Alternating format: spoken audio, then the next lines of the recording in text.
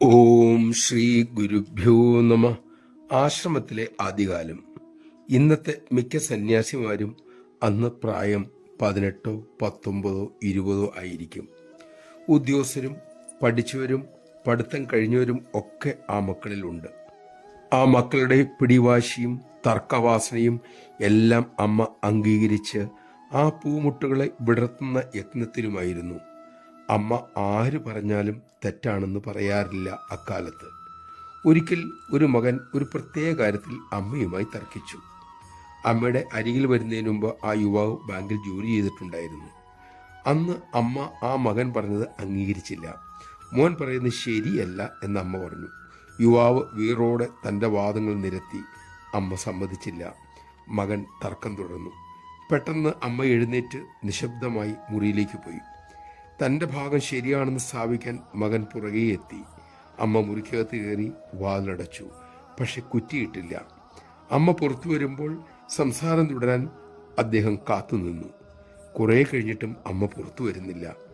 അദ്ദേഹം വാതിൽ മെല്ലെ തുറന്നു നോക്കി. അമ്മ അഗാധ ധ്യാനത്തിൽ. ഏറെ നേരം കാത്തിരുന്നു.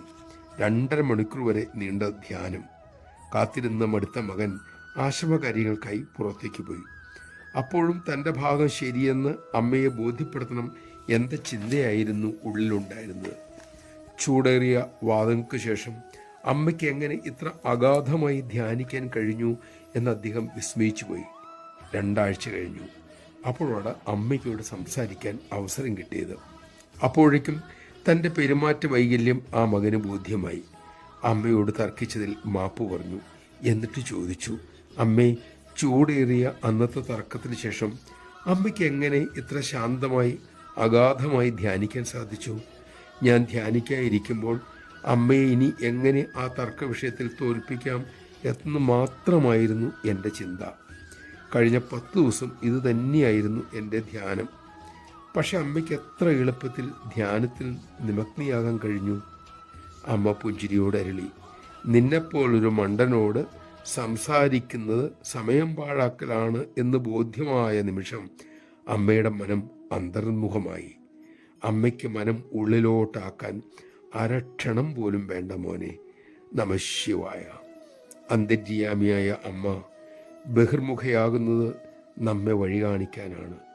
പരിപൂർണമായി അമ്മയെ അനുസരിക്കുക, അതാണ് നമുക്കുത്തമം.